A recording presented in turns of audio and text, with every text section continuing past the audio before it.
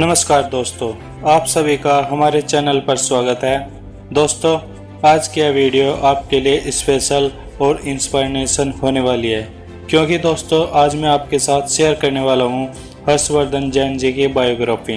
दोस्तों, आज हम आपके साथ बात करने वाले हैं एक ऐसे इंसान के बारे में जिसका जीवन बचपन से ही बहुत ही रोमांच रहा है और जिसके साथ हमेशा से ही रोमांच चीज़ें होती रही है।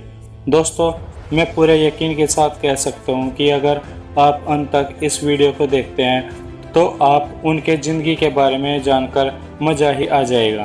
तो दोस्तों, मैं बात करने वाला हूँ great MLM leader, motivational speaker और यूट्यूबर हर्षवर्धन जैन सर के बारे में। तो बिना देर किए शुरू करते हैं इनके लाइफ स्टोरी के बारे में। दोस्तों, हर्षवर्धन सर का जन्म सन 1980 में जयपुर शहर से 18 किलोमीटर दूर एक गांव में स्थित एक मिडिल क्लास परिवार में हुआ। हर्षवर्धन जैन के पिताजी जयपुर डेयरी में डॉक्टर का काम करते थे, जो कि एक सरकारी नौकरी थी, और उनकी माताजी हाउसवाइफ थी।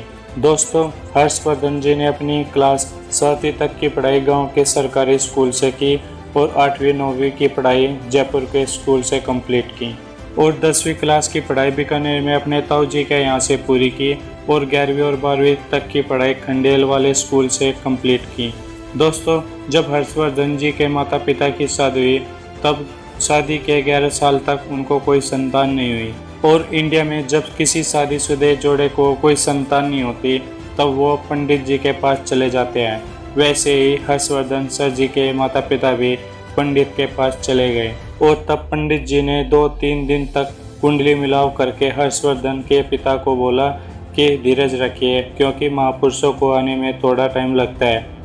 दोस्तों, हर्षवर्धन जी अपने गांव के स्कूल से लेकर LLB तक की पढ़ाई एवरेज ही रहे, लेकिन वे बताते हैं कि वे अपने स्कूल के सबसे शैतान बच्चे हुआ करते थे, इसलिए टीचर उनको क्लास का कैप्टन बना दिया करते थे, जिससे क्लास में शांति रह सके, जिसकी वजह से वे क्लास फर्स्ट से ही LLB की पढ़ाई तक वे क्लास के कैप्टन बने रहे।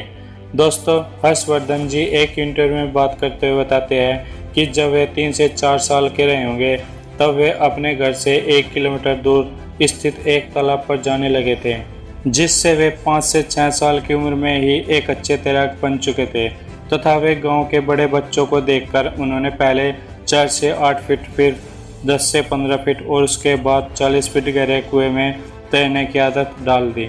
दोस्तों, इतनी गहरी जगहों में तैरने के लिए जाने की वजह से कई बार उनके पिताजी उनको तालाब से लेकर घर तक पीटते हुए ले जाया करते थे। दोस्तों, इस तरह से 10 से 11 के उम्र तक हर्षवर्धन जैन जी तैराक में महारत हासिल कर चुके थे। दोस्तों, हर्षवर्धन सर जी कहते हैं कि बचपन के इस दौर में वे एक तैराक बनना चाहते थे, लेकिन प्रोफेशनली आगे न बढ़ने की वजह से वे तैराक नहीं बन सके। दोस्तों, हर्षवर्धन सर जी बताते हैं कि 11-12 उम्र तक आते आते उनके अंदर क्रिकेट खेलने का भूत सवार चढ़ गया था और वे पूरे दिन भूखे ही क्रिकेट खेलते थे, या फिर उनके घर वाले ग्राउंड तक खाना पहुंचाना पड़ता था, क्योंकि उनके अंदर क्रिकेट का इतना ज़्यादा भूत सवार चढ़ चुका था कि उनको घर वालों की तरफ से पिट जाना मंजूर था, लेकिन क्रिकेट छोड़ना नहीं।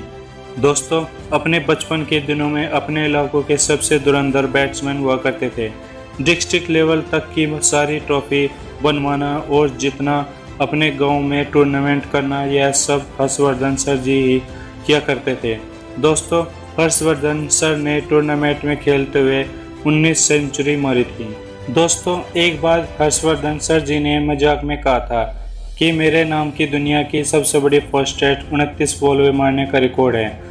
जब लोगों ने उनसे पूछा कि यह कैसे, तब उन्होंने कहा कि 37 साल की उम्र में रिटायरमेंट के बाद 20 से 22 साल उम्र के बच्चों के साथ एक टूर्नामेंट खेला, जहां पर मैंने 29 बॉल सेंचुरी मारी थी। दोस्तों, तैराकी और क्रिकेट को छोड़ के उन्हें एक्टिंग और गाना गाने का भी शौक था। वे बताते हैं कि वे गांव के स्कूल में पढ़ा करते थे, तब उनको सांस्कृतिक कार्यक्रम में महत्वपूर्ण कलाकार की भूमिका निभाने के लिए रोल दिया जाता था। दोस्तों, जब वे 9 साल के थे तब गांव के सांस्कृतिक कार्यक्रम में उन्होंने एक ग्वाले का नाटक किया था, जिसमें उन्हें उस जमाने में यानी 1989 में 1100 रुपये का पुरस्कार दिया गया था। दोस्तों, इस तरह से हर्षवर्धन सर का बचपन हंसी खुशी और मस्ती के साथ बीत गया। दोस्तों, अपनी स्कूल शिक्षा खत्म करने के बाद BSc करने के लिए उन्होंने एक कॉलेज में दाखिले लिया। लेकिन दोस्तों, हर्षवर्धन सर का पढ़ाई लिखाई में ज़्यादा मन नहीं लगता था, क्योंकि उनके सर सिर्फ क्रिकेट खेलने का बहुत स्वाद चढ़ा रहता था। दोस्तों, जिसका परिणाम यह हुआ कि हर्षवर्धन सर जी फर्स्ट ईयर में फेल हुए। दोस्तों, जब वे फेल हुए तब उसी दिन से अपने स्कूटर की चाबी जो उनके कॉलेज जाने के लिए उनके पिताजी ने दी थी, उसे उन्होंने वापस कर दिया और बस से ही कॉलेज जाने लगे, जहां पर उनको 3 रुपये पिताजी से मिलते थे। लेकिन वे घर से मेन मार्केट तक जाने का 1 रुपया पैदल चलकर बचा लिया करते थे और उसके 3 दिनों के बाद 3 रुपये बचाने के बाद यह जयपुर की एक जगह पर 3 रुपये की कड़ी कचौरी खाया करते थे। दोस्तों, BSc फर्स्ट ईयर में फेल होने के बाद उन्होंने दर्शन शास्त्र चुना और आगे की पढ़ाई दर्शन शास्त्र से ही ख़त्म की। दोस्तों, दर्शन शास्त्र में उनका काफ़ी इंटरेस्ट था, उसे पढ़ने में उन्हें काफ़ी ज़्यादा मज़ा आया करता था। लेकिन जब साल 2000 में वो अपने कॉलेज के सेकेंड ईयर में थे, तब उनके एक दोस्त ने उन्हें जाकर कहा कि चल, अमेरिका की एक कंपनी आई है जो कि ज़िंदगी बदलने की बात कर रही है।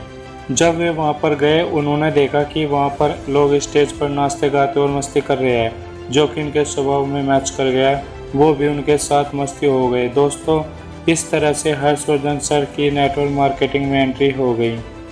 लेकिन दोस्तों, नेटवर्क मार्केटिंग का सफ़र उनके लिए इतना आसान नहीं था। नेटवर्क मार्केटिंग में ज्वाइन होने के 2 महीने तक वे रिश्तेदारों से सिर्फ ये कहते रहे कि आओ जुट जाओ, ज़िंदगी बदल जाएगी। लेकिन उनकी एक ज्वाइनिंग नहीं हुई। तब उन्होंने अपने मेंटोर से जाकर वो सारी ट्रेनिंग ली जो एक कुशल नेटवर्क मार्केटर से होनी चाहिए। दोस्तों, फिर से उन्होंने सन 2001 में नेटवर्क मार्केटिंग में दिल से मेहनत की और फिर पीछे मुड़कर कभी नहीं देखा और वे MLM इंडस्ट्री के ही बनकर रह गए। लेकिन सन 2006 में उनकी पहली कंपनी बंद होने की वजह से उनका सब कुछ जीरो हो गया। फिर उसके बाद उन्होंने दूसरी नई MLM कंपनी के साथ शुरुआत की और पहले से 2 गुना कमाई की। लेकिन दोस्तों, सन 2011 में कुछ मनी सर्कुलेशन करने वाली MLM कंपनी की वजह से सरकार ने सभी MLM कंपनी को बंद कर दिया गया। तब सन 2011 में उन्हें इंडस्ट्री के बचाव के लिए हर्षवर्धन सर को 37 दिनों के लिए जेल जाना पड़ा था। और हर्षवर्धन सर जी बताते हैं कि उन 37 दिनों में उन्होंने जेल में बैठे बैठे 70 किताबें पढ़ ली थी, जो शायद वो बाहर रहते तो कभी नहीं पढ़ पाते। दोस्तों, वो कहते हैं ना, खराब परिस्थितियों में भी मौके ढूंढ लिया करते हैं। दोस्तों, हर्षवर्धन सर भी उन्हीं खुशकिस्मत लोगों में से एक है। दोस्तों, हर्षवर्धन सर और उनके जैसे अन्य लोगों के प्रयास से सन 2016 में भारतीय सरकार ने MLM कंपनीज के ऊपर गाइडलाइन बनाई, जिसमें MLM कंपनीज को भारत में कानूनी स्थिति मिला। दोस्तों, आज Harshvardhan Jain sir MLM life style company के टॉप अर्नर्स है एवं अचीवर्स है। दोस्तों, अब उनके पास मर्सिडीज और BMW जैसी शानदार कारें और बंगले हैं और वो अपने मोटिवेशनल सेमिनार में जीवन में सही संस्कारों को अपनाकर आगे बढ़ने के लिए प्रेरित करते रहते हैं। दोस्तों, आज YouTube पर भी हर्षवर्धन सर की बहुत अच्छी फैन फॉलोइंग है और उनके YouTube चैनल पर 3 मिलियन से भी ज़्यादा सब्सक्राइबर्स हैं। दोस्तों, क्या आप हर्षवर्धन सर के मोटिवेशनल वीडियोस को देखते हैं या नहीं? हमें नीचे कमेंट बॉक्स में कमेंट करके ज़रूर बताएं। दोस्तों, यह बायोग्राफी आप सभी को कैसी लगी कमेंट करके ज़रूर बताएं और अच्छी लगी हो तो अपने दोस्तों के साथ शेयर ज़रूर कीजिए। मैं ऐसे ही इंस्पायरिंग लोगों की बायोग्राफी पब्लिश करते रहता हूँ, इसलिए हमारे चैनल को सब्सक्राइब, लाइक, शेयर, कमेंट ज़रूर कीजिए। दोस्तों, फिर मिलेंगे ऐसे इंस्पायरिंग लोगों के साथ। तब तक के लिए जहाँ भी रहिए खुश रहिए।